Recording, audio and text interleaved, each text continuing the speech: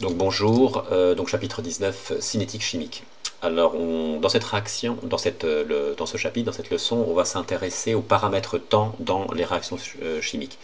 Il y a certaines réactions qui sont très lentes, voilà, elles mettent du temps à se terminer, et d'autres réactions qui sont très rapides. Voilà, donc on va étudier donc la durée des réactions. Et quand on a une durée qui est très longue, par exemple d'une réaction, eh bien comment faire pour accélérer la réaction, hein, pour diminuer la durée de la réaction. Voilà, et puis on va rentrer un petit peu dans les détails. Bon, alors on commence. Alors, donc ce qu'on va voir, on va voir les facteurs cinétiques. Donc je lis, hein, les facteurs cinétiques sont les paramètres ayant une influence sur la durée d'une transformation chimique. Donc en jouant sur ces paramètres, on peut ralentir une réaction ou l'accélérer. Hein. Alors je vais vous montrer une vidéo qui montre, voilà, qui illustre ça. Alors la vidéo, la voici. Voilà. Donc je vais la commenter. Hein. Alors j'arrête ici. Donc on va faire la même réaction chimique dans 3 tubes à essai. Alors les conditions vont être différentes. Donc on regarde. Donc c'est une réaction chimique qui entre les ions I- et SO8 Donc dans les 3 tubes à essai, on va mettre le même volume de solution qui contient les ions I-. Donc ça sera exactement les mêmes conditions ici. Alors pour ce qui concerne l'autre réactif, SO8 dans les tubes 2 et 3, on met le même volume, donc même condition, hein, pour tubes 2 et 3. Simplement, ici, dans le tube 1, on aura 1 ml de SO8 avec 9 ml d'eau, donc ça fait 10 ml. Donc du coup, la concentration ici en SO8 sera plus faible que dans ces 10 ml là. Donc là, dans le tube 1, le facteur qu'on va étudier, c'est la concentration en réactif, qui est 10 fois plus faible de ce réactif-là que les autres. Et la différence entre le tube 2 et 3, c'est que le tube 2 et 3, on va chauffer les réactifs. Hein. Tout est pareil, sauf que les réactifs seront chauds. Hein. Ils vont être mis dans l'eau chaude. Donc on regarde tout ça. Alors, ici, donc, on a les 5 ml hein, de I-, voilà, qu'il met dans les tubes 1, 2, 3. Voilà. Donc là, il met I- pour l'instant. Voilà, 5 ml de I- et 5 ml de I- dans le tube 3. Alors ensuite, on va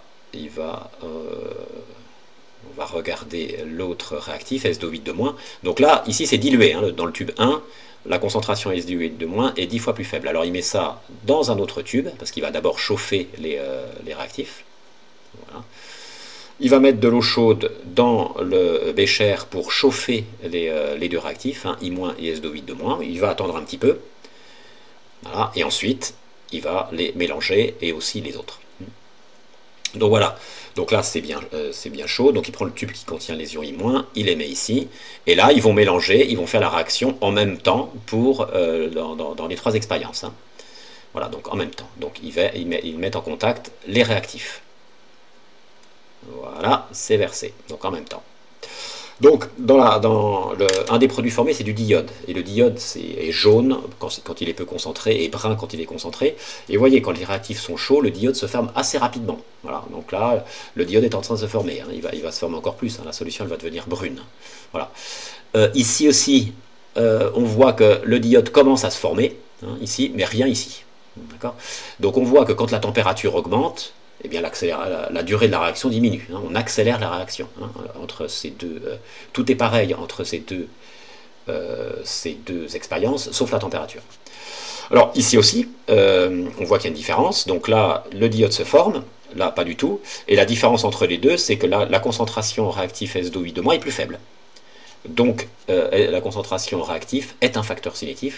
Alors 15 minutes plus tard, ben, vous voyez, l'état final est atteint. On a le même état final, c'est-à-dire le diode formé, voilà, la réaction est finie, on a la même quantité de diode formé. D'accord. Donc si on récapitule ici, réaction très rapide, réaction moyennement rapide et réaction lente.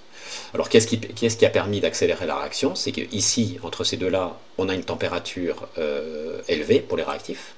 Donc plus la température est élevée, plus la réaction se fait rapidement. Et entre ces deux-là, eh bien, c'est la concentration.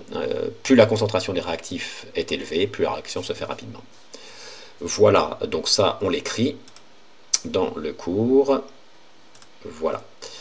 Alors, voilà ce qu'il faut retenir. Donc, il y a premier facteur cinétique, la température. Quand la température augmente, la durée de la réaction diminue. Deuxième facteur cinétique, la concentration des réactifs. Si la concentration est élevée, la durée de la réaction diminue. Alors ça s'explique très facilement. Alors je vous l'explique avec ce petit schéma là. Voilà, ce schéma-là permet d'expliquer ça. Donc ça, c'est la réaction qu'on a étudiée. Donc là, le cas, donc là, en vert, ce que j'ai dessiné, c'est les ions I-. Hein, voilà, et en rouge, les ions S2-8 de moins. Donc, et en noir, ce sont les molécules d'eau. Donc en fait, il y a beaucoup plus de points de molécules d'eau que du reste. Hein. Mais bon, pour simplifier, j'ai dessiné comme ça. Donc premier cas où c'est le tube 2 et 3. Donc la concentration en S2-8 de moins est importante. Ça c'est le tube 1, concentration en S2-8 de moins peu importante. Et la concentration en I-, identique. Puisque je dis K de vert. Et il se forme du I2. Alors, pourquoi, quand la concentration est élevée, la réaction se fait rapidement? C'est assez simple. Pour que la réaction se fasse, il faut que les vertes et les rouges se rencontrent. Donc s'il y a beaucoup de rouges, forcément, elles vont rencontrer plus facilement les vertes. Hein. La probabilité de choc, alors on dit les chocs efficaces qui forment la réaction, la probabilité de choc efficace entre les rouges et les vertes est grande ici et faible là. Donc on comprend bien que la durée de la réaction ici est faible, c'est-à-dire que rapidement les quatre molécules vertes vont réagir rapidement. Ici ça va être plus de temps, parce qu'il y a les molécules d'eau qui empêchent, etc. Donc voilà, premier facteur cinétique, concentration des réactifs. Deuxième facteur cinétique, c'est la température. Donc ce qu'il faut savoir, c'est que quand un corps quelconque est à une certaine température, eh bien, les atomes qui constituent le corps vibrent un peu. On appelle ça l'agitation thermique. L'agitation des atomes due à la température. Donc c'est une agitation microscopique. Et plus la température est importante, plus l'agitation thermique est importante, c'est-à-dire plus l'amplitude de vibration est importante. Donc ici, là, quand on met les réactifs quand ils sont chauds, eh bien toutes les molécules vibrent. La molécule verte ici, elle vibre, la rouge aussi, les rouges aussi, les noires aussi, elles vibrent toutes. Mais si elles vibrent toutes, elles parcourent une plus grande distance. Et donc du coup, la probabilité de choc est plus importante. Voilà, c'est ça. Bon, alors on continue le cours. Voilà, ici. Voilà.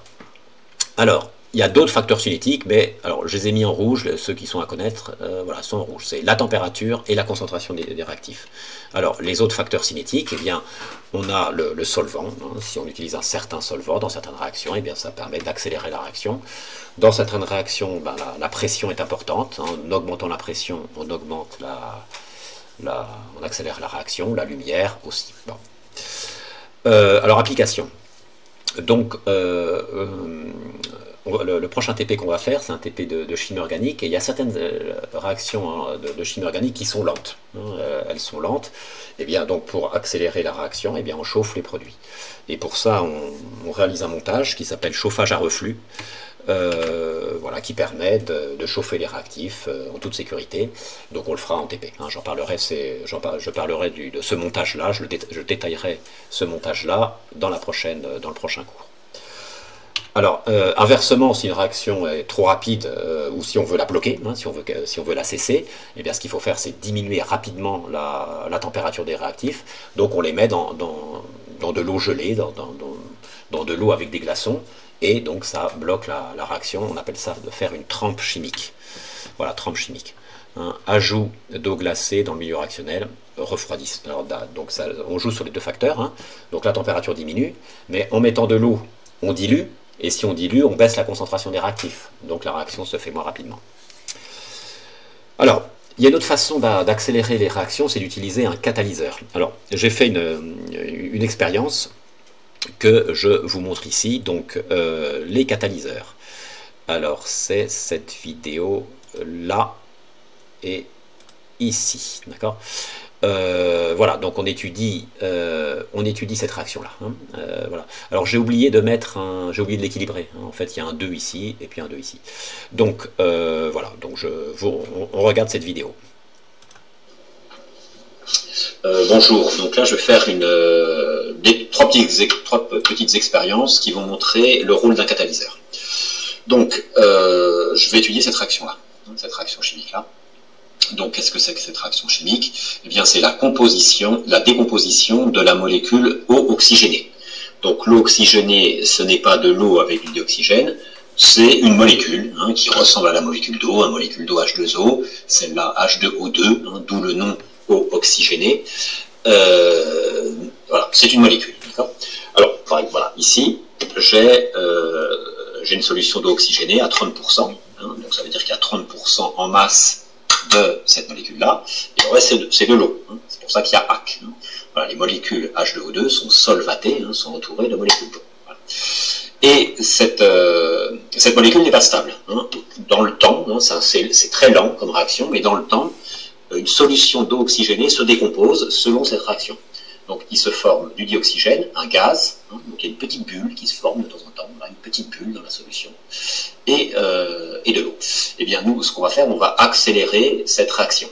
Et pour ça, on va utiliser trois types de catalyseurs. Les ions Fe3+, une enzyme et un fil de platine. Donc un catalyseur solide. Et là, donc voilà, je vais faire ces trois réactions, et ici je vais avoir le tube témoin. Donc cette solution-là, je l'ai mise ici, voilà, eau oxygénée, donc j'en mets dans les quatre tubes. Donc là, voilà.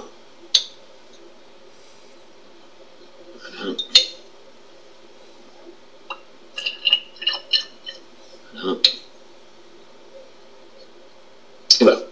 Donc j'ai mis de l'oxygène dans les quatre tubes. Donc ça c'est le tube témoin. Bon, il se passe rien. Il se passe rien. Alors je mets le premier, donc les ions Fe3+. Donc il me faut une solution qui contient des ions Fe3+. La voici. J'ai mis ça ici et je vais mettre 5 gouttes. Mettons, voilà. Je mets 5 gouttes. Allez. Donc 1, 2, 3, 4, 5. Voilà. Alors, c'est pas immédiat, il faut attendre un petit peu. Donc on va attendre un petit peu. Mais on verra des bulles à un moment donné. Mais là, il faut attendre. Ensuite, ici, je vais mettre l'enzyme, le foie, le morceau de foie. Donc le morceau de foie, je le prends.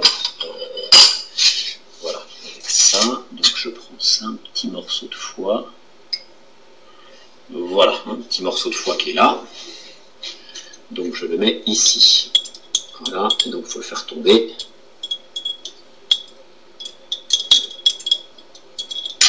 C'est facile. Voilà, et donc voilà, on voit tout de suite les bulles là, vous voyez. Voilà, une effervescence, une grosse effervescence. Donc là, c'est très rapide. Le catalyseur catalyse immédiatement la réaction. Voilà, ce que vous voyez, la mousse que vous voyez. Donc les bulles qui se forment ici, alors je vais peut-être faire un zoom.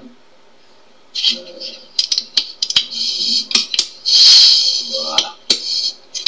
Voilà, donc toutes les bulles que vous voyez, c'est le dioxygène qui se forme. D'accord. Bon, voilà. Enfin, alors je regarde ici si je vois les bulles. Non, pas encore, il faut attendre. Alors enfin, ici, fil de platine. Voilà. Ici, j'ai un fil de platine, voilà, que je mets là-dedans. Voilà, donc là, il faut que je fasse un zoom. On va voir des bulles, des petites bulles,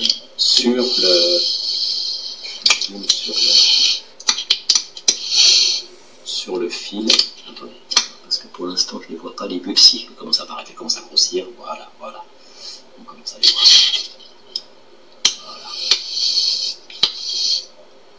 Donc là, on voit les bulles qui se forment. Voilà, petite bulle. Puis ouais, on voit un dégagement gazeux même. On voit même un dégagement gazeux. Voilà, donc le platine accélère la réaction. Voilà, hein, le dégagement gazeux. Alors maintenant, je reviens ici. Alors, est-ce que ça a commencé? Oui, ça a commencé. Donc, vous voyez, on voit un dégagement gazeux en haut.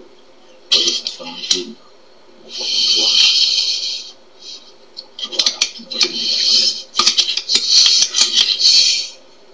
Voilà. Voilà. Voilà. Et ici, toujours rien. Hein, c'est le tube témoin. Il n'y a pas de bulle. Ok. Voilà. Hein. On voit bien le dégagement gazeux là. Okay. Voilà, donc réaction très très lente normalement. Attendez, je vais la retourner.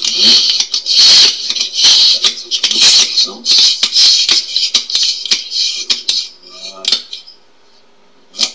Donc réaction très très lente hein, ici.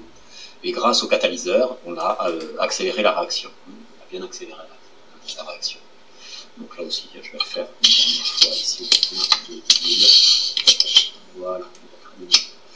Voilà. Voilà donc l'intérêt d'un catalyseur. Ok, donc on reprend. Alors attendez, je ferme ça. Hop. On reprend donc le cours. Donc catalyseur. Voilà. Alors donc là, j'ai redécrit l'expérience. Hein, voilà. Ça, c'est tout ce qui était dans la vidéo. Voilà. Hein.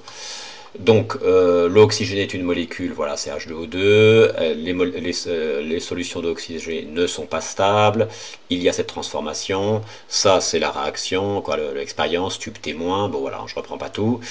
Voilà, et donc observation, bah, qu'est-ce qu'on a observé, c'est que ici, bon, il ne se passe rien, la réaction est trop lente pour qu'on puisse voir une petite bulle s'échapper, et on a accéléré la réaction hein, en ajoutant des ions Fe3+, en ajoutant l'enzyme qui s'appelle catalase, et ici un petit morceau de platine. Donc on écrit.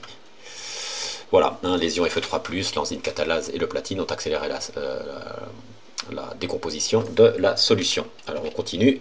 Donc on va interpréter ce qui s'est passé hein, ici. Hein.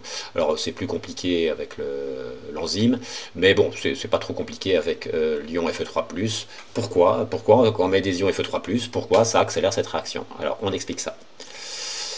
Alors, on y va. Alors, quand on met les ions Fe3+, dans la solution, eh bien, vous voyez, bon, ça faut l'admettre, hein, bien sûr, il y a cette réaction qui apparaît entre H2O2 et les ions Fe3+. Et cette réaction, elle est rapide. Ça, c'est une réaction rapide qui se fait, c'est comme ça, elle est rapide. Donc, il se fait cette réaction, et là, on voit qu'il se forme O2, ici. Hein, c'est un des produits. Il se forme Fe2+, et 2H+. Et ensuite, il y a une deuxième réaction qui se forme. Les ions Fe2+ formés réagissent à nouveau sur H2O2, voilà, et là il se forme H2O. Voilà, donc il se forme très rapidement ces deux réactions-là. Donc quel est le bilan? Parce que vous voyez, j'ai Fe2+ à gauche, Fe2+ à droite, j'ai H+ à gauche, H+ à droite, donc il y a un bilan.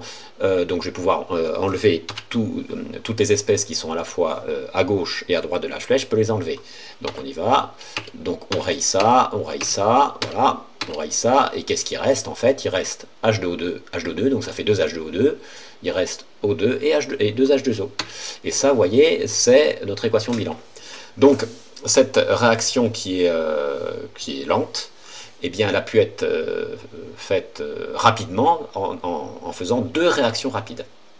Mais alors, ce qu'on voit, on voit aussi que le catalyseur, finalement, vous voyez, il disparaît, vous voyez, parce que, regardez, au début, on l'a introduit, mais à la fin, donc dans la deuxième réaction, il se reforme là.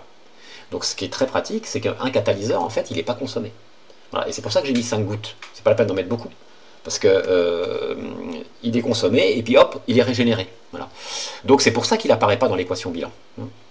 Parce qu'il est consommé et régénéré. Donc on ne le met pas. Alors parfois, on peut mettre le catalyseur au-dessus de la flèche, là. On met Fe3+, là, pour montrer que ça a été catalysé.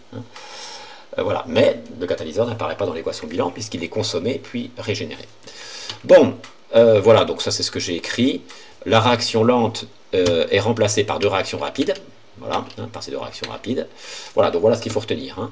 Un catalyseur est une espèce qui accélère une réaction chimique. Il est consommé puis régénéré. Sa formule n'apparaît pas dans l'équation bilan. Alors, on dit qu'il y a trois types de catalyseurs. La catalyse homogène, c'est-à-dire que le catalyseur et les réactifs sont dans la même phase. C'est le cas du premier cas, hein. Les ions Fe2+, sont en solution et, et les réactifs sont en solution, hein.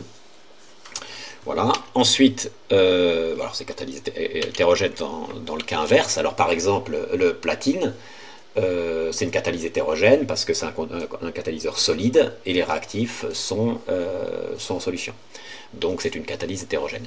Et on parle de catalyse enzymatique quand le catalyseur est une enzyme. Voilà. Alors, ça c'était la première partie. Alors deuxième partie, quand on étudie donc la cinétique chimique, ce qu'on veut étudier, donc c'est vraiment le paramètre temps dans les réactions. C'est-à-dire qu'on a une réaction lente, et ce qu'on veut savoir, bah, c'est à telle date, eh bien, quelle est la quantité de produits formés, ou combien il reste-t-il de réactifs, voilà, c'est ce genre de choses. Et donc il y a des techniques, donc on va voir un petit peu comment on fait ça. Alors on appelle ça faire un suivi cinétique, c'est-à-dire qu'au cours du temps, on étudie précisément, expérimentalement, la réaction au cours du temps, hein, c'est ça un suivi cinétique. Alors, donc du coup, il va falloir faire des mesures, et selon le type de réaction, on va faire certaines mesures, hein, au cours du temps.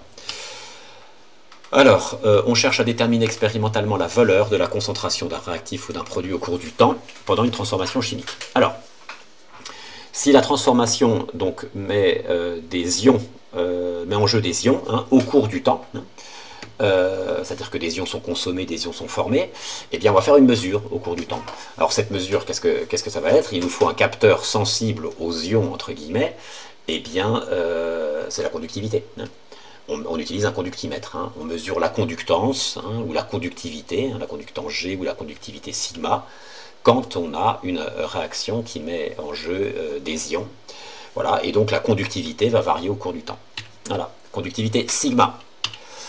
Alors, si la transformation met des ions H3+ ou H-, bon, bah, vous vous en doutez, on va mesurer le pH, hein. Le pH va varier au cours du temps. Si H3+ varie, le pH varie, hein. Si HO- varie, ben forcément H3+ varie, et donc le pH varie. Alors si la transformation met en jeu une espèce colorée, eh bien ça va être l'absorbance, hein. Voilà, par exemple, dans la première expérience que l'on a vue avec le diode qui se formait, eh bien, on peut faire un suivi cinétique avec un colorimètre, hein. On va mesurer l'absorbance au cours du temps. Voilà, et puis l'absorbance va augmenter, hein, puisque les tubes devenaient de plus en plus foncés. Et si la transformation met un gaz, eh bien, qui dit accumulation de gaz dans un récipient fermé dit augmentation de la pression. Donc on va mesurer la pression. Voilà. Alors donc, je vais faire un exemple justement avec l'absorbance, là, hein. La réaction que... Voilà. Donc c'est la réaction que vous avez vue dans la première vidéo. Donc voilà, c'est cette réaction-là qui est lente. Donc on va faire un suivi cinétique, hein, voilà. On veut connaître l'évolution dans le temps de la formation de I2, par exemple. Voilà. Alors, donc, la seule espèce colorée, c'est I2, hein, qui est jaune ou brun. Alors la couleur va changer au cours du temps, bon voilà, hein, elle va passer de incolore à jaune, c'est ce que vous avez vu dans la vidéo. Donc on choisit l'absorbance, hein. Donc on va mesurer d'abord l'absorbance au cours du temps. Voilà, tout est 30 secondes, et voilà ce qu'on obtient comme courbe, c'est-à-dire que la solution est incolore, et puis petit à petit jaune, jaune, jaune, jaune, et puis à un moment donné la solution est brune, et puis elle reste brune, la solution est finie. D'accord. Alors nous, ce qu'on veut, c'est connaître la concentration en I2, par exemple, au cours du temps. Donc il faut trouver une relation entre la concentration en I2 et l'absorbance. Donc on va utiliser la loi de Berlambert. Voilà, hein, on sait que A égale K fois I2. Alors K, donc I2 égale A sur K. A, on l'a mesuré. K, il doit être connu, hein, il faut le connaître. Hein, donc il faut faire une expérience avant qui permette de connaître le K. Voilà, par exemple ça. Et donc du coup, en faisant le calcul de toutes les valeurs de A qu'on a mesurées divisé par 1,4 10 puissance 3, eh bien on a toutes les valeurs de I2. Et du coup, on obtient cette courbe-là. Voilà. Et donc vous voyez, cette fois-ci, bon, on a le graphe I2 en fonction du temps. Bon alors, une fois qu'on a ce graphe, eh bien on peut l'étudier. Alors la première chose que l'on veut savoir, c'est la durée de la réaction, par exemple, hein. Donc la durée de la réaction, eh bien c'est le temps qui s'écoule entre ici, hein, 0 là, Voilà. Et puis, donc, vous voyez, il y a une asymptote horizontale, là, à 0,00125. Et ici, bon, alors c'est pas très précis, hein, ici ou ici, d'accord. Voilà, ça, c'est la durée de la réaction. Voilà. Bon, alors la durée de la réaction, hein, c'est la durée, effectivement, au bout de laquelle la grandeur étudiée, alors ça peut être l'absorbance, concentration d'un produit, des réactifs, n'évolue plus. Donc, dans notre exemple, voilà, hein, à partir de là, l'absorbance est constante, donc la réaction est terminée. Donc ça, c'est TF. Mais le problème de TF, c'est que c'est pas facile à mesurer. Vous voyez, on ne sait pas trop où s'arrêter, hein, si c'est ici, ici ou ici. Hein, voilà, c'est pas précis. Donc les chimistes, ils ont pris une autre durée caractéristique pour les réactions. Ils ont appelé ça temps de demi-réaction. Hein, temps de demi-réaction. Donc il y a une définition que je vous donne. Alors, c'est pas le temps de demi-réaction, c'est pas la moitié de la durée de la réaction. Parce que si la durée de la réaction n'est pas précise, ben la moitié de la durée de la réaction, ça ne va pas être précis. Donc c'est pas ça. Hein. Donc la définition, la voici. Durée au bout de laquelle la grandeur étudiée, donc ça peut être l'absorbance, la concentration d'iode dans notre cas, etc. Donc est égale à la moitié de sa grandeur finale. Donc vous voyez, par exemple, si je prends la courbe, si je ne prends pas la courbe absorbance, mais si je prends la courbe I2, la valeur finale c'est 0,00125, donc je prends la moitié. Hein. La moitié de ça, voilà, donc ça donne, voilà, c'est ici, hein, la moitié, ça donne ça. Alors, et donc c'est la durée correspondante. Hein, donc la durée au bout de laquelle la concentration est égale à la moitié de la concentration initiale, et ben c'est cette durée-là, et donc on lit un peu moins de 100. Voilà, alors ça porte un nom, on appelle ça le T1,5. Voilà. Et donc ça c'est la durée, les chimistes ils caractérisent comme ça les durées de réaction chimique, hein, en mesurant le T1,5. Parce que je vous dis, le TF là, il n'est pas précis. Voilà, alors ça c'est quand on a quand on a un produit qui se forme. Alors après on peut étudier les graphes, on peut avoir un graphe où on a la diminution des réactifs. Donc là, au lieu de prendre la valeur finale, il va de soi qu'on va prendre la valeur initiale. Hein. Je crois que c'est ce que j'ai écrit. Oui, alors donc là, j'ai écrit cette ordonnée-là, hein, concrètement. Hein. Donc là, on a le graphe I2 de T. Donc là, cette valeur-là, ben, c'est I2 de T1,5. Et I2 de T1,5, ben, c'est la moitié de I2 max. Hein. C'est ce que j'ai écrit ici. Hein. Voilà, ça c'est I2 à T infini, c'est-à-dire I2 max divisé par 2. Donc ça donne cette valeur-là. Voilà. Bon. Voilà, c'est ce que j'ai écrit ici. Alors, maintenant, si on a la courbe de l'évolution des réactifs, donc on va avoir une courbe décroissante, et bien là, il faut prendre la moitié de la valeur initiale. Voilà. Bon. Alors, oui, alors, donc, dans ce cas-là, il faut faire attention, dans ce cas-là, il faut que la grandeur étudiée donc soit le réactif en défaut. Hein. Il faut que ça soit lié au réactif limitant pour avoir une quantité nulle à la fin. D'accord ? Voilà. Il ne faut pas que ça soit le réactif en excès. Voilà. Bon. Alors, petite remarque. On peut se poser la question, voilà, donc j'ai fait cette expérience là avec le diode qui apparaissait. Et puis je refais l'expérience, mais avec la température en augmentant la température hein, des réactifs. Ben, quelle courbe j'obtiendrai hein, on peut se poser la question. Donc c'est-à-dire quand la température augmente, quelle courbe j'obtiens, qu'est-ce que ça modifie dans la courbe? Alors, ça ne modifie pas la concentration en I2. Vous avez vu, les trois tubes avaient la même teinte. Donc l'asymptote horizontale sera la même. La quantité formée sera la même. Mais en revanche, on va atteindre cette asymptote plus rapidement. Donc ici, ça va être plus pentu au départ, voilà, comme ça, et on va atteindre l'asymptote plus rapidement. Donc, quand la température augmente, on obtient ce type de courbe. Inversement, si la température diminue, eh bien, on va atteindre l'asymptote en attendant plus longtemps. Voilà. Bon, alors, bien sûr, dans ces cas-là, les T1,5 changent. Hein, voilà, les T1,5 changent. Donc quand la température augmente, hein, bon voilà, ça il faut peut-être le retenir, hein, quand la température augmente, ben, le T1,5 diminue. Hein. Autrement dit, la durée de réaction diminue, ça c'est lié. Voilà. Eh bien, vous allez faire l'exercice 1. Vous mettez en pause, et donc je mets ça, et je mets ça. Ça j'enlève. Alors, l'exercice 1. Alors, je lis, donc je le corrige. Hein. Donc, on considère 3 réactions chimiques réalisées à des températures différentes, T1, T2, T3. On dispose des graphes de l'évolution de la concentration d'un réactif noté PLA en fonction du temps pour chacune des températures. Quelle est la température la plus élevée? T1, T2, T3. Donc, on a 3 courbes, hein, une dont les points sont des triangles. Donc, triangle, ça c'est la température T1. Dont les points sont des cercles, ça c'est la température T2, et dont les points sont des carrés, c'est la température T3. Bon, ben, on vient donc, on rédige ça. Je prends une feuille. Exercice 1. Bon, eh ben, on met d'abord le cours. Donc, si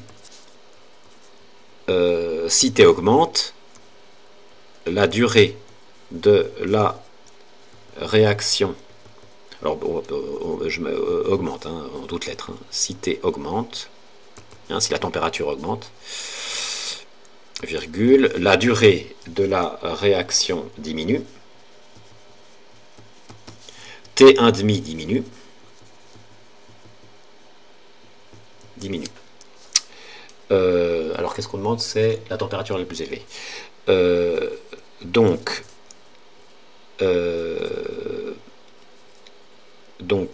la température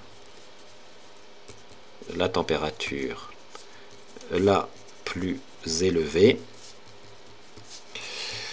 donc correspond à l'expérience. Alors, laquelle? Donc on regarde, donc température élevée, donc la réaction est rapide, donc du coup l'état final est rapidement atteint, donc c'est avec les carrés. Et avec les carrés, c'est la température 3. Donc correspond à l'expérience 3, hein, donc c'est-à-dire T3. Hein, 2 points T3. Voilà, ça c'est pour la question 1.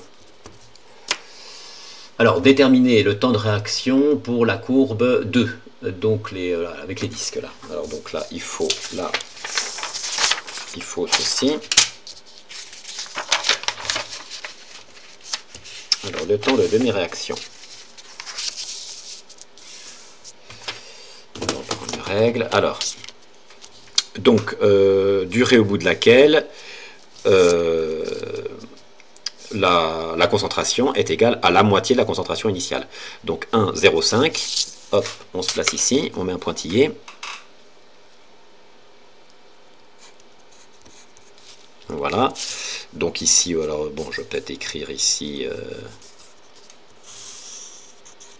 Donc ça c'est PLA, concentration initiale divisée par 2. Hein. La PLA 0 c'est ici. Donc divisé par 2. Et donc là, cette courbe là, donc je lis ici. Je suis pile au milieu.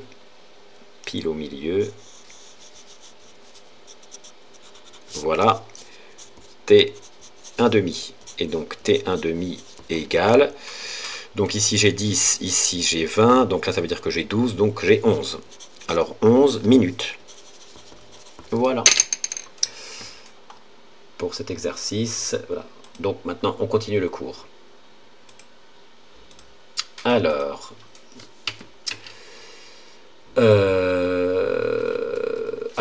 Donc, ce qu'on va étudier, alors peut-être maintenant quand même, oui, je vais faire, donc là, parce qu'on va rentrer un petit peu dans les détails, donc je vais vous dire d'abord une présentation de ce qu'on va étudier, parce que c'est un peu technique, et ensuite, voilà, ensuite on va attaquer. Alors, ce qu'on va étudier, en fait, c'est, ces courbes-là, l'évolution de la concentration des produits, voilà, on va étudier ça un petit peu en détail. Alors on peut déjà dire pas mal de choses sans rentrer dans les détails. Par exemple, pourquoi on obtient ce type de courbe là? Parce que vous voyez, ça ne monte pas d'une façon linéaire, ça ne monte pas tout droit. Ça monte, vous voyez, au début ça monte beaucoup, puis après ça monte faiblement. Alors ça on va l'expliquer dans les détails. Mais déjà on va le faire sans calcul. Pourquoi? Eh bien je vous explique ça ici. Hein. Pourquoi ça monte beaucoup? Attendez, je prends mon petit papier. Voilà. Donc je prends ça ici. J'enlève ça, j'enlève ça.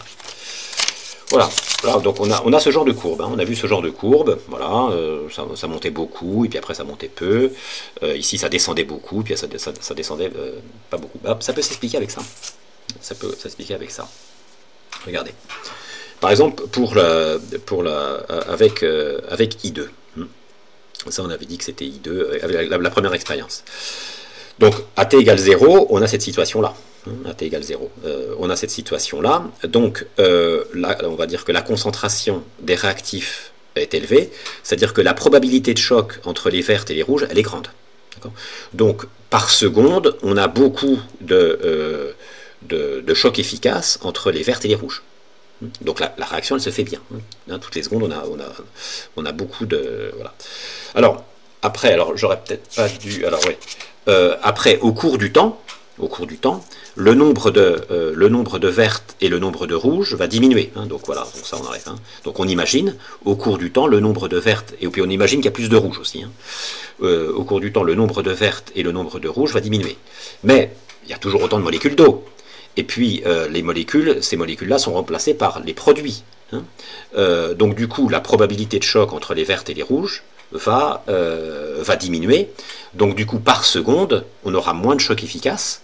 Donc la réaction va moins bien se faire. Concrètement, la variation de quantité de réactifs va être plus faible à la fin qu'au début. Donc au début d'une réaction, la variation de la concentration est grande parce qu'on a une forte concentration des réactifs. Et à la fin de la réaction, vous voyez, la variation là, de concentration, elle est faible, et bien parce que les réactifs mettent du temps à se rencontrer, parce qu'ils sont plus concentrés. D'accord, et que le solvant empêche de les rencontrer. Donc vous voyez, ça s'explique bien. Alors simplement, les chimistes, ils disent pas... La variation ici est importante, alors elle est négative, mais en valeur elle est importante au début de la réaction et faible ici. Ils parlent de vitesse de réaction. Ils disent qu'au début la vitesse de réaction est grande et ici elle est faible. Alors on peut raisonner aussi sur les produits. Si les réactifs réagissent beaucoup au début, eh bien il va y avoir beaucoup de produits formés au départ. Donc les chimistes ils disent que la vitesse de réaction elle est grande, ils ne disent pas la variation de la concentration des produits est importante, et réciproquement à la fin eh bien, il y a peu de réactifs, la concentration réactive est faible, donc du coup ils mettent du temps à se rencontrer, donc la formation des produits se fait lentement, et donc la variation de la concentration est faible. Alors les chimistes disent la vitesse de réaction est faible. Voilà, donc on va définir vitesse de réaction. Voilà. Et il y a beaucoup de... Alors il y a certaines réactions, au lieu de descendre comme ça, elles descendent comme ça, si vous voulez. Voilà. Mais voilà, nous on va étudier des réactions, les réactions dont la décroissance est comme ça, c'est-à-dire des décroissances exponentielles, c'est assez classique. Et ça porte un nom, on appelle ça des réactions qui suivent une loi d'ordre 1. Donc voilà, on va étudier les décroissances et les croissances exponentielles. Voilà. Bon, alors, donc, alors je définis donc les vitesses. Alors les vitesses, j'ai dit vitesse de réaction, alors pour être précis, c'est vitesse volumique d'apparition d'un produit, vitesse volumique de disparition d'un réactif. Donc, je prends 2 points, donc on a, voilà, le diode s'est formé, j'ai une certaine concentration, voilà, l'évolution de la concentration au diode est comme ça. Je prends 2 points très proches, et je vais définir une grandeur qui s'appelle vitesse volumique d'apparition d'un produit. Et cette grandeur signifiera la chose suivante. Si la valeur est grande, ça veut dire que la réaction va se faire rapidement. Si la valeur est petite, la réaction se fera moins rapidement à ce moment-là. Donc je prends 2 points très proches. Et voilà, la vitesse de réaction est définie de la façon suivante. C'est tout simplement, donc on calcule la variation, on calcule l'augmentation de la concentration, donc on a une forte variation ici, parce que ça se fait bien. Voilà. Et on divise par la durée correspondante. D'accord, ici on a T1, ici on a T2. Voilà, et on prend les 2 dates proches. Okay. Alors je vais le mettre d'une façon que vous avez vu en maths. T2 moins T1, ça correspond à une petite durée, on note ça delta T. Donc ça, je l'écris comme ça. Hein, à la place de mettre T2 moins T1, je mets delta T. Alors, delta T tend vers 0. Et au lieu de mettre I de T2, eh bien, je mets I de T1 plus delta T, puisque la date T2, bah, c'est la date T1 plus delta T. Voilà. Et ça, vous reconnaissez la définition de la dérivée, hein, du nombre dérivé. Donc, c'est la dérivée de la concentration I2 en fonction du temps. Voilà, vous mettez un prime, et nous on met ça. On peut nommer la dérivée de la façon suivante. Hein. Ici, T2 moins T1, c'est une toute petite variation de date. Et les petites variations de date en physique, au lieu de mettre delta, on met D. Hein. Donc on va mettre dt ici. Et puis la petite variation aussi correspondante pour la concentration, ça va être D de I2. Voilà.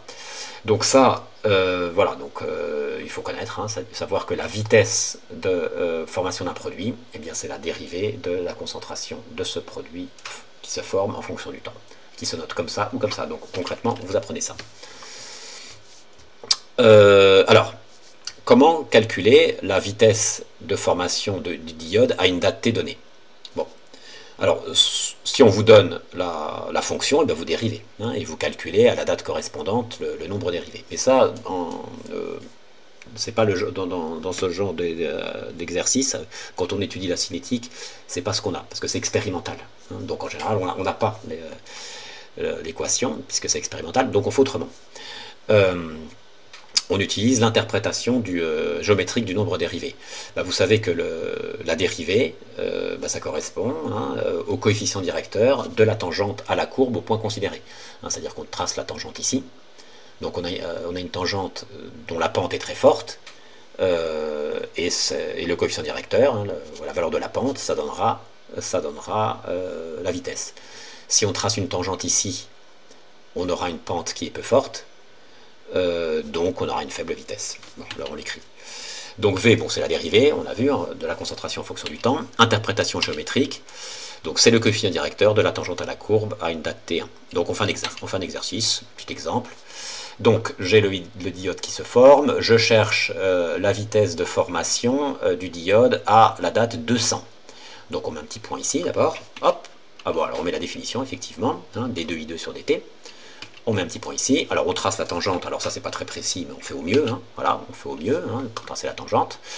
Ensuite on prend deux points dont les coordonnées sont faciles à trouver, donc j'ai pris ici et ici.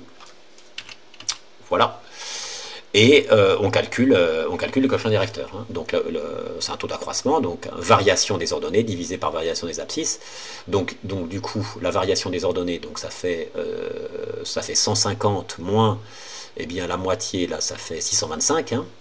Voilà, donc ça fait ça, hein. Donc 150, 625. Et puis variation des abscisses, eh bien ici on a 450, là, et ici on est à 0. Donc 450 moins 0. Voilà.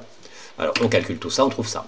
Alors l'unité, faire attention à l'unité, mais qu'est-ce que c'est? C'est des mol par litre par seconde. Hein. Donc on va écrire mol, L-1, S-1.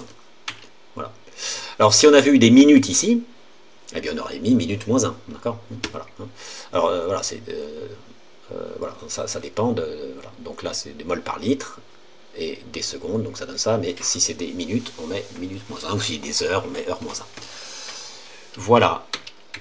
Alors, ah oui, donc là, on a cette formule-là, mais on en a une autre parfois, parce que c'est pas cette courbe-là qu'on a. Parfois, on a la courbe, on n'a pas la concentration, mais on a la quantité de diodes qui se forment au cours du temps. Mais on peut calculer quand même la vitesse avec cette courbe-là. Donc voilà, donc là je fais une petite démonstration. Donc là j'ai la définition de la vitesse de formation d'un produit. La concentration, c'est la quantité divisée par le volume, donc je l'écris de cette façon-là. Donc du coup, là j'ai la dérivée, ça correspond à la dérivée de la quantité de produit qui elle varie au cours du temps, divisé par le volume qui lui est constant par rapport au temps. Donc comme le volume est constant, je peux le sortir de la dérivée, hein, je peux le sortir de, voilà, je peux le mettre en facteur si vous voulez. Donc ça donne 1 sur V d de n sur dt. Voilà, donc si on a la courbe n en fonction du temps, eh bien on calcule le coefficient directeur de la tangente à la courbe que l'on va mettre ici, et on multipliera par 1 sur V. Donc cette formule, il faut la connaître hein, aussi. Hein. Voilà, il faut connaître cette formule-là ou cette formule-là. Alors, maintenant, c'est la même chose pour les réactifs. Hein, même même procédé, hein. On veut montrer que ici, on a une diminution rapide de la concentration, hein. Et ici, à ces dates-là, on a une diminution faible de la concentration. Donc on veut montrer ça voilà, par une grandeur, et bien ça va être la vitesse de disparition d'un réactif. Alors vitesse volumique. Donc pareil, la définition, donc on prend deux points très proches, et donc on écrit donc la variation des ordonnées sur la variation des abscisses. Alors pourquoi il y a un signe moins ici? Eh bien parce que vous voyez, c'est la concentration finale moins la concentration initiale. Et la concentration finale, vous voyez, elle est plus petite que la concentration initiale. Donc ça, c'est négatif. Alors, donc pour avoir une vitesse positive, eh bien, les chimistes ont mis un signe moins. Voilà, donc je fais comme tout à l'heure. Hein, donc T2 est proche de T1. Donc ça, et puis, donc j'ai T2 moins T1, je vais mettre delta T. Voilà, hein, comme tout à l'heure. Delta T. Donc T2, ben, c'est T1 plus delta T. Et là, vous reconnaissez la dérivée de la fonction concentration en fonction du temps. Voilà. Donc avec un signe. Ah oui, j'ai oublié de mettre le signe moins là. Donc là, il faut rajouter le signe moins là, ici. Hein. Voilà, je l'ai oublié. Rajouter le signe moins. Et donc du coup, ça fait moins D2R sur dt. Donc il faut connaître cette formule-là. Voilà. Hein, quand on a un réactif, il y a un signe moins sur le signe de la dérivée. Pourquoi? Eh bien parce que ce nombre-là est négatif. Alors c'est cohérent hein, avec l'interprétation géométrique de la dérivée. On trace une tangente à la courbe au point considéré, donc la tangente est comme ça. Le coefficient directeur est négatif, donc fois quelque chose de négatif, ça fait positif. Voilà. Et bien vous faites l'exercice 2. Vous mettez en pause et vous faites l'exercice 2. Donc l'exercice 2, c'est celui-là. Voilà, et je mets ça. Et je prends une feuille. Exercice 2. Alors, donc je lis, je le corrige. Donc au cours d'une réaction, il se forme du glucose. Donc c'est 6H12O6. On dispose d'un graphe montrant l'évolution de la quantité N de glucose. Oui, alors là j'ai marqué NP. Là c'est N-glucose. Là, il y a une erreur. Hein. C'est N-glucose, hein, formé au cours du temps. Le volume de la solution vaut 150 ml. Déterminer la vitesse volumique de formation du glucose, V-glucose, à la date 10 minutes. Bon, alors donc là, il faut prendre... Alors, on met d'abord la définition. Hein. Donc, V-glucose. Donc, c'est une formation, donc il ne va pas y avoir de signe moins. Donc, c'est D de concentration...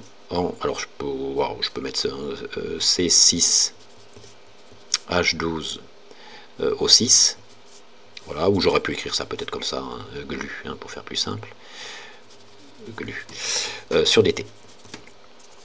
Voilà, donc, eh bien, je prends la feuille, alors, elle est là.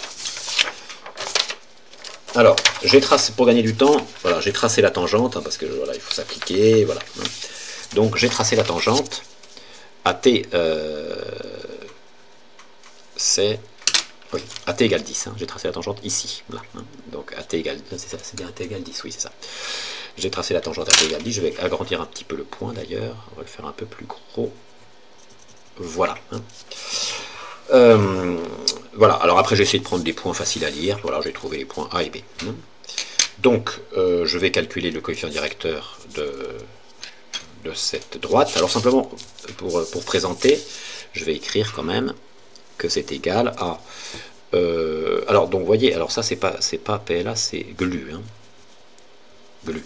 Alors je vais écrire que c'est égal à donc l'accroissement des ordonnées, donc c'est-à-dire n, donc finalement initial, hein, NB moins NA, divisé par TB moins T1. Hein, voilà, une petite formule comme ça.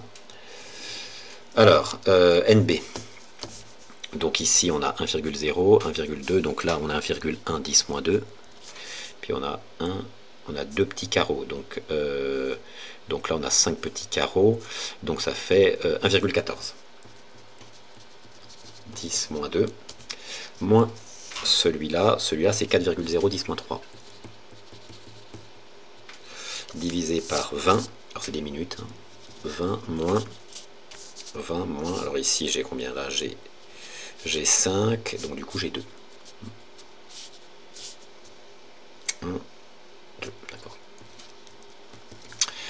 voilà. Alors, je fais le calcul de tout ça. Alors, attendez. Eh bien, on trouve 4,1 10-4. 10-4. Alors, l'unité. Oui, alors, excusez-moi, là, j'ai fait une grosse bêtise. C'est pas la... Là, il faut mettre des parenthèses, là. C'est la quantité, là. J'ai fait une grosse bêtise. Hein. La courbe. Hein. La courbe, c'est la quantité. Hein. Non, alors là, je dis n'importe quoi. C'était bon. En fait, c'était bon. J'ai mal reçu. Voilà, c'est comme ça. Ouais, mais j'ai mal rédigé. J'ai mal rédigé. Bon, alors voilà comment il faut rédiger. Alors, ça, on met ça comme ça. Voilà. Mais, comme, voilà, donc c'était, on met ça, voilà, on met les crochets. Voilà. Mais comme on a la quantité, eh bien, on prend l'autre formule, c'est-à-dire qu'il faut écrire 1 sur V fois D de N glucose sur dt. Voilà. Et ensuite, on calcule. Voilà. On calcule. Voilà. Excusez-moi, j'ai mal rédigé là. D de N glucose sur dt. C'est égal. Voilà. Et ça, en fait, voilà. Tac, tac, tac, tac, tac, tac. Voilà. Et ça, j'enlève. Voilà. C'est égal à ça. Voilà. Bon, donc du coup. Alors, les unités, donc les unités, c'est ça. Hein. Donc, c'est des moles par seconde. Hein. Non, moles par minute. Moles par minute. Donc, du coup, V glucose, eh bien, ça fait, alors, 1 sur V, bon, alors, je peux les réécrire, hein, 1 sur V fois D de N glu sur dt. Alors, le volume vaut combien? Le volume vaut 150 ml, donc on met en litres. Donc 1 sur 0,150 fois 4,1 10-4. Alors ça, je l'ai fait. Donc ça fait 2,7 10-6. 2,7 10-6. Alors l'unité, bon, bah, c'est une vitesse volumique, hein. Donc c'est des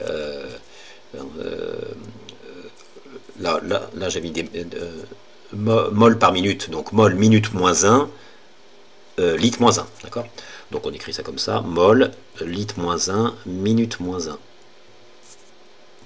Voilà pour la présentation. Donc ça, on coupe ici comme ça. Bon, c'est tout déterminé. Ouais, c'est tout. Alors on continue. Ça.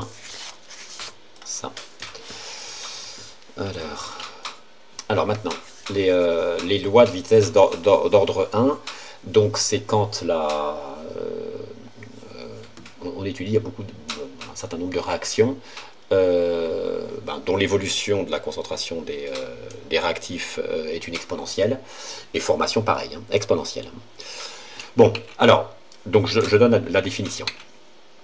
Donc une réaction chimique suit une loi d'ordre 1 si la vitesse de disparition du réactif limitant est proportionnelle à sa concentration. Donc ça, c'est un peu ce que j'ai expliqué, au début, hein, c'est-à-dire que si les réactifs sont concentrés, eh bien, il va y avoir une vitesse de disparition élevée. C'est ce que veut dire, c'est ce que ça veut dire, ça. Donc concrètement, alors quelle est la loi mathématique, hein. Donc la vitesse volumique de disparition, donc ça on va l'appeler VR, hein, vitesse de disparition des réactifs, VR, est proportionnelle, égale à K fois la concentration de R, d'accord, hein.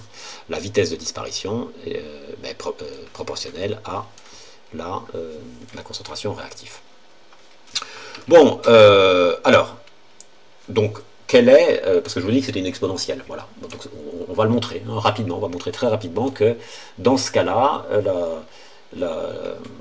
l'évolution de la concentration dans le temps de la concentration des réactifs ou des produits, c'est une exponentielle, quoi, des réactifs là. Donc, j'écris donc la loi d'ordre 1, hein, ça c'est la loi de vitesse d'ordre 1, c'est ça, hein, vitesse proportionnelle à la concentration des réactifs. Mais je connais la définition de la vitesse des réactions, hein, on l'a vu, hein, c'est ça, hein, moins D2R moins d2R sur dt, hein, concentration, donc ça, je le mets là. Donc du coup, V2R, je le remplace par ça, donc j'ai ça. Et ça, je regarde cette égalité, et qu'est-ce que je reconnais? Je reconnais une équation différentielle. Pourquoi? Eh bien parce que j'ai une fonction ici, j'ai sa dérivée et une constante. Donc ça, c'est l'équation différentielle qui régit l'évolution de la concentration des réactifs en fonction du temps. Voilà, l'équation différentielle régissant l'évolution de R. Bon, ben, on connaît le type de solution. On sait que la solution de cette équation différentielle, c'est une fonction exponentielle. Voilà. La solution de l'équation différentielle est une fonction exponentielle. Voilà, donc quand on a ça, c'est une fonction exponentielle décroissante, hein, du type 0,0012 exponentielle de moins t sur tau. Alors simplement, on ne dit pas moins t sur tau, on dit moins alpha t. Quoi. Puis il faut déterminer alpha. Voilà. Donc on a des réactions d'ordre 1, vous voyez, quand la vitesse ne dépend que d'un réactif. Donc c'est le cas, par exemple, l'expérience que je vous ai montrée sur la décomposition de H2O2. Voilà, en fait, la vitesse de réaction ne dépend que de la concentration en H2O2. Ça va pas dépendre, il n'y a pas d'autre réactif, donc ça peut que dépendre de lui. Donc quand on a des réactions de décomposition comme ça, on a des vitesses, des lois de vitesse d'ordre 1. Quand on a aussi deux réactifs qui réagissent, mais un réactif qui réagit avec un solvant, par exemple l'autre réactif c'est le solvant, donc sa concentration est constante, il y en a toujours plein. Donc ça, la vitesse ne va dépendre que de la concentration du réactif en défaut. Voilà, ça c'est des réactions d'ordre 1. Par exemple aussi alors c'est pas une réaction chimique, hein, c'est une réaction nucléaire, mais la désintégration radioactive, hein, des noyaux radioactifs, c'est une loi de vitesse d'ordre 1. Voilà, c'est des exponentielles. Bon, alors maintenant, on a une expérience et on veut vérifier si c'est une réaction d'ordre 1 ou pas. Voilà. Donc, eh bien, il y a deux méthodes. Hein, donc, je vous montre ça. Donc, vérifier si une réaction chimique suit une loi d'ordre 1. Première méthode. Eh bien, il suffit de prendre la définition d'une loi d'ordre 1. Eh bien, on a la vitesse qui est proportionnelle à R. Donc, ce qu'on fait, on fait l'expérience avec plusieurs... on calcule la vitesse de réaction à plusieurs moments en fonction de la concentration des réactifs. Voilà, donc on a plusieurs valeurs de la concentration de réactifs, on a les vitesses correspondantes. Ben forcément, qu'est-ce qu'on a trouvé? On a trouvé une fonction linéaire, hein, puisque voilà. Donc, une réaction chimique suit une loi d'ordre 1 si eh bien, la représentation de la vitesse de disparition des réactifs est proportionnelle à la concentration en réactif. Voilà, c'est ce que j'ai marqué ici. La réaction chimique suit une loi d'ordre 1 si le graphe V de R en fonction de R est une fonction linéaire. Deuxième méthode. Alors deuxième méthode, là on va utiliser un graphe, hein, le graphe concentration en fonction du temps, hein, du réactif, hein, l'exponentielle décroissante, et c'est lié au T1,5. Hein. Donc la réaction suit une loi d'ordre 1 si le temps de demi-réaction ne dépend pas de la concentration initiale. Donc ça, c'est une propriété des fonctions exponentielles, en fait. Hein. Donc je vais faire une petite vidéo, parce que bon, c'est pas à savoir. Je vais faire une petite vidéo qui va montrer ça. C'est très très rapide à montrer cette propriété-là. Hein, cette propriété. Donc le temps de demi-réaction ne doit pas dépendre de la concentration initiale. C'est-à-dire que si je fais, je crois que je l'ai mis après, voilà. Si je fais la même expérience, hein, mais avec des concentrations initiales différentes, eh bien à chaque fois, je dois avoir le même T1,5. Si c'est le cas, eh bien, la réaction est d'ordre 1. Donc voilà, donc j'ai fait 3 expériences avec des concentrations initiales différentes. Voilà, donc voilà les courbes que j'obtiens. Je cherche le T1,5 pour chacune d'elles. Donc 12 divisé par 2, ça fait 6, donc je le mets ici. Voilà, et donc le temps de demi-réaction, c'est 90, là, d'accord, 90. Voilà pour celle-là, donc 90 pour cette réaction-là. Donc pour cette réaction-là, 8 divisé par 2, ça fait 4. Voilà, je me place là. Ah oui, alors T1,5. Voilà, je le place là, à 4, et je lis l'abscisse correspondance, ça fait aussi 90.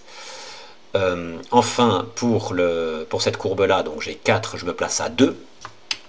Je lis la date correspondante, ça fait T1,5.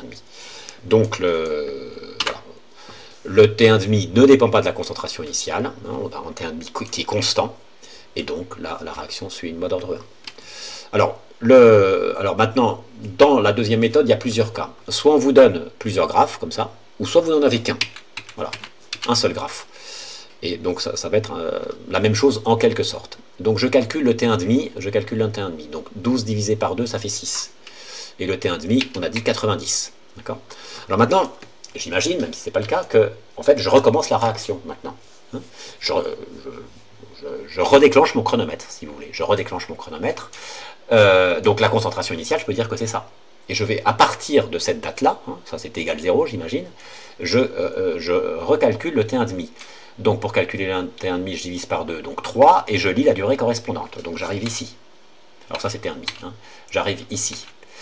Voilà. Alors maintenant, mon nouveau 0, c'est ici. Eh bien, le T1,5, vous voyez, ça fait aussi 90. D'accord ? Donc, j'ai le même T1,5. D'accord ? Hein, c'est une autre concentration. Voilà. Puis, je peux réitérer comme ça. Donc, à nouveau, je dis que je recommence l'expérience. Donc, ici, je mets T égale 0. La concentration initiale vaut 3. Je divise par 2, donc ça fait 1,5. Je lis le T1,5 correspondant. Donc, je tombe ici, mais le 0 est ici. Et donc, du coup, j'ai un nouveau 90. Donc je peux dire aussi, alors oui, alors ce que j'ai fait là, j'ai pris carrément une concentration quelconque, hein, je me suis mis n'importe où, voilà, ici. Et donc je cherche le T1,5 à partir de la concentration quelconque, donc 10, bah, je tombe à 5, donc je tombe ici, voilà, et vous voyez cette durée-là, eh bien c'est la même que là, hein, ou là, d'accord, donc c'est aussi T1,5. Donc ça c'est vraiment dû à une propriété de la fonction exponentielle, hein, voilà, que je montre dans la vidéo. Alors T1,5 ne dépend pas de la concentration initiale, hein, donc la réaction suit une mode d'ordre 1. On retrouve T1,5 en partant d'une concentration quelconque. Alors voilà, un contre-exemple justement. Donc j'ai l'évolution, j'ai une réaction chimique, et l'évolution de la concentration du réactif en défaut est comme ça. Eh bien, on va montrer que le T1,5 il n'est pas constant. Voilà. Donc on part de 12, je prends 6. Voilà, et le temps correspondant c'est 450. Voilà, donc le T1,5 c'est 450. Voilà, alors maintenant j'imagine que la réaction, je la commence ici. Hein. Donc ça c'est la concentration initiale, T égale 0 ici. Donc je vais à 3. Je lis ici une certaine date, mais attention, je suis parti de 0, et vous voyez bien l'écart ici, ce T1,5 là, n'est pas égal à ce T1,5 là. Puis je peux continuer comme ça, 3, 1,5. Voilà, et ce T1,5 là. Donc, vous voyez, le T1,5 n'est pas constant. Hein. Donc, du coup, ce n'est pas une loi d'ordre 1. Hein. T1,5 n'est pas constant, donc la réaction étudiée n'est pas une réaction d'ordre 1. Alors, enfin, voilà, bientôt fini. Alors maintenant, ce qu'on va faire, on va analyser cette courbe. On va analyser la courbe. On peut vous demander d'analyser la courbe.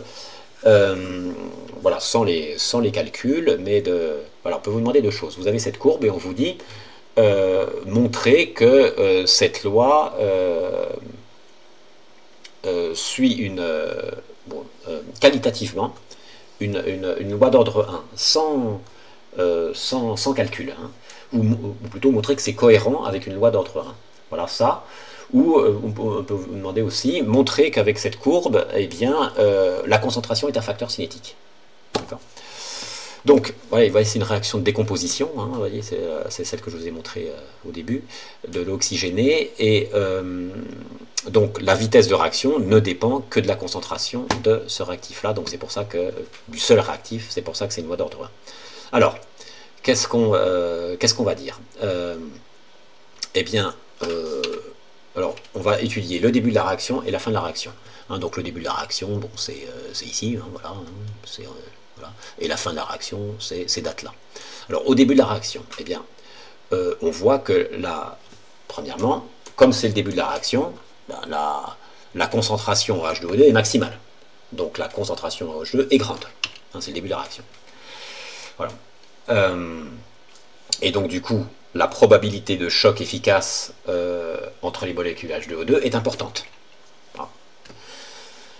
Voilà, le nombre de chocs efficaces est important.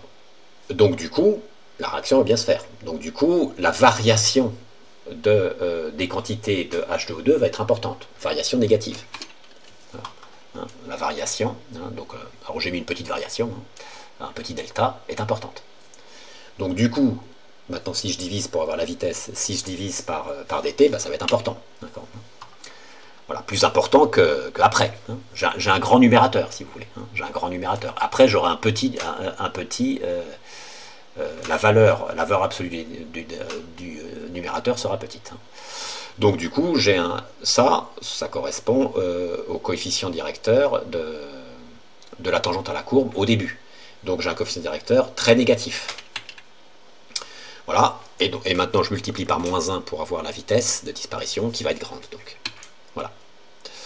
Bon, alors si le bilan, donc on vérifie, qu'est-ce qu'on vérifie? Alors, la loi d'ordre 1, c'est la vitesse proportionnelle à la concentration en réactif. Ben, c'est bien ce qu'on a vu. La concentration, on a au début, voilà, le fait est que la concentration est importante, et on arrive avec une vitesse importante. Donc on vérifie bien la loi d'ordre 1. Donc c'est ce que j'ai écrit ici. Si H2O2 est important, alors VH2O2 est important. Ensuite, qu'est-ce qu'on vérifie? On vérifie aussi que la concentration est un facteur cinétique. On a dit au départ que la concentration est importante.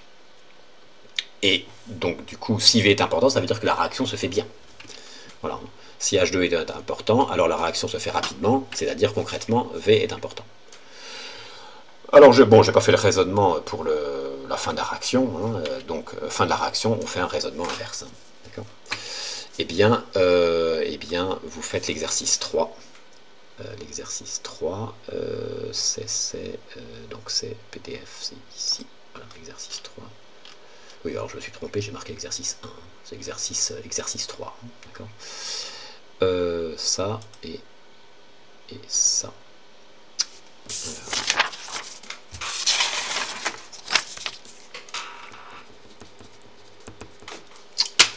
Alors c'est la suite de l'exercice 1. Alors, on étudie l'expérience quand elle a lieu à la température T1, donc c'est la courbe 1 que j'ai montrée ici. En plus de la courbe 1, on dispose des vitesses volumiques à différentes dates, ici, le tableau de valeurs, pour la réaction 1. D'accord. Montrer que la réaction est une réaction d'ordre 1 par deux méthodes. Très bien. Bon, alors, nous, réaction d'ordre 1, d'accord. Donc, ça c'est la première question, oui. Donc, réaction d'ordre 1. Qu'est-ce que ça veut dire? Ça veut dire que V, alors la molécule, comment elle s'appelle? PLA. VPLA est proportionnelle à la concentration en PLA de ce réactif.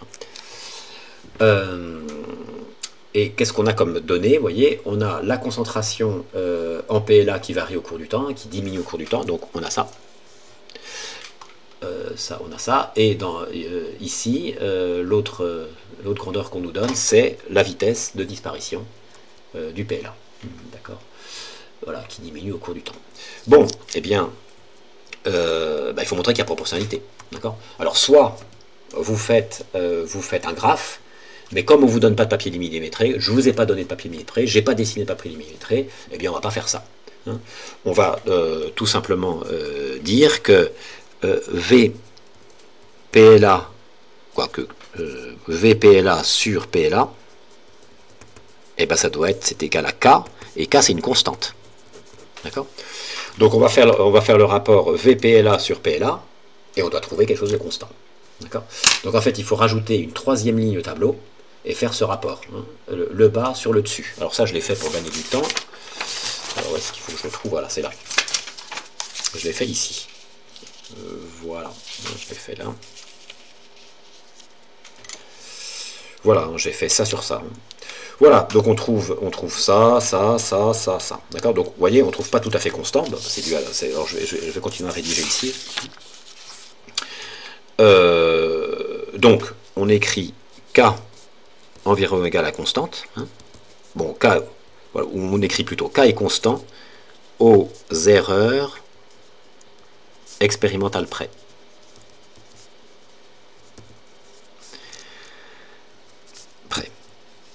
Voilà, on cherche un K moyen.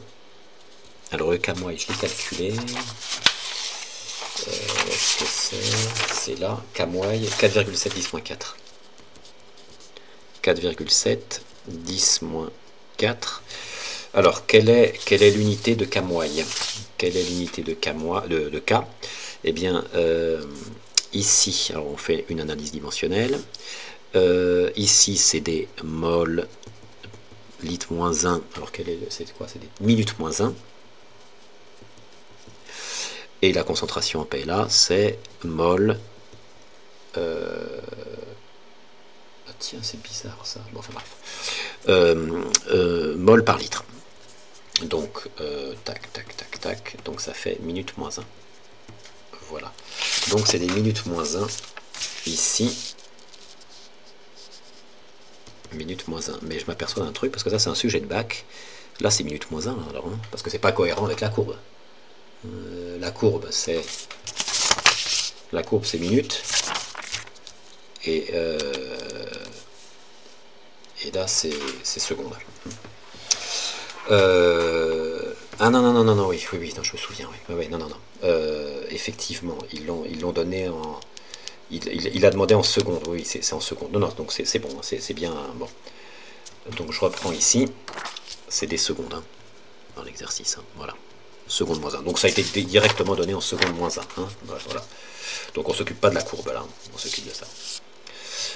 Voilà, donc seconde moins 1. Non, c'est tout à fait bon. Bon, ben voilà. Donc du coup, alors conclusion, hein, quoi, bilan. VPLA est égal à K fois PLA avec K égale constante. Donc, la réaction suit une loi d'ordre 1. Voilà. Donc voilà pour la première méthode. Alors maintenant, deuxième méthode. Alors ça, on va faire graphiquement. Eh bien, on sait que là, alors je vais peut-être le rédiger. Je vais le rédiger ici. Donc deuxième méthode. Alors, si T1,5 est constant, virgule, qu'il ne dépend pas de la concentration initiale,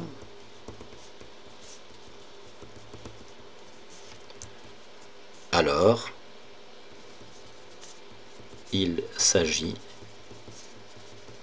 d'une loi d'ordre 1. Alors il faut lire les T1,5. Alors il faut, donc c'est laquelle? C'est celle-là, d'accord. Donc je vais peut-être effacer, je l'ai fait au crayon de papier, je vais peut-être effacer ici. Voilà.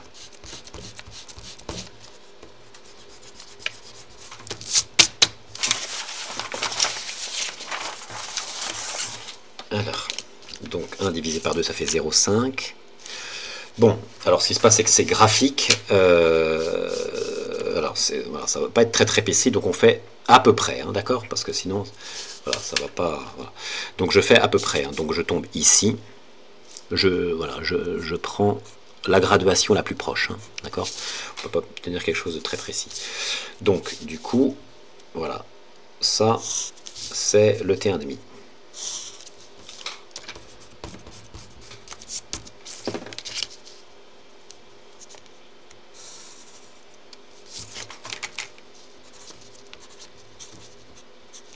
T1,5. Voilà, alors ma nouvelle concentration initiale, c'est ça. Donc je descends à 0,25. 0,25, je tombe là. Voilà, je tombe là. Voilà, et donc là, il faut regarder combien ça fait, ça. Donc ça fait combien? Ça fait 12 carreaux. Donc ça doit faire 12 carreaux ici. Donc là, j'en ai 5, 6, 7, 8, 9... 10, 11, 12. D'accord, donc j'ai 12 carreaux, donc j'ai bien le même T1,5. Voilà, donc de 3, je descends à... Non, alors c'est 2,5, donc je descends à 1,125. Donc c'est ici. Je prends la moitié ici. Et donc la moitié là. La moitié là, la moitié là.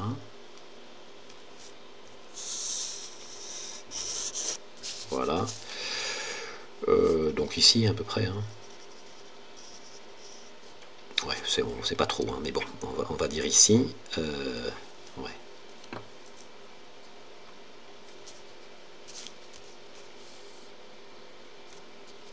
Donc ici, ça fait combien? Ça fait 12, 13. Bon, alors on va mettre voilà, à peu près le même T1,5. Bon, alors, ouais. Bon, ça marche pas tout à fait. Hein. Bon, on est ici.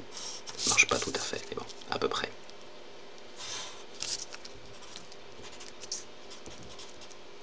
T1,5. Alors on met les valeurs quand même. Hein. Alors T1,5, ici, ça fait du 24. Hein, 24 minutes.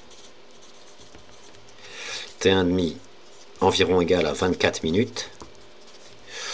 Et T1,5, là on trouve plutôt 25 minutes, hein, puisqu'on a, 10, 12 et demi, hein, donc environ égal 25 minutes, mais bon.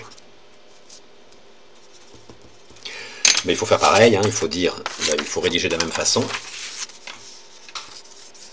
Alors, je mets ma feuille, voilà. Alors, T1,5 est constant aux erreurs expérimentales près. Hein.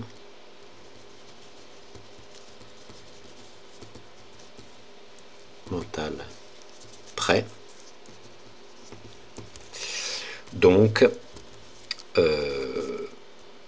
la réaction suit une loi d'ordre 1. Voilà, alors je crois que c'est fini. Il n'y a plus rien après. Hein. Ouais, il n'y a plus rien. Bon ben voilà, donc ce cours est terminé.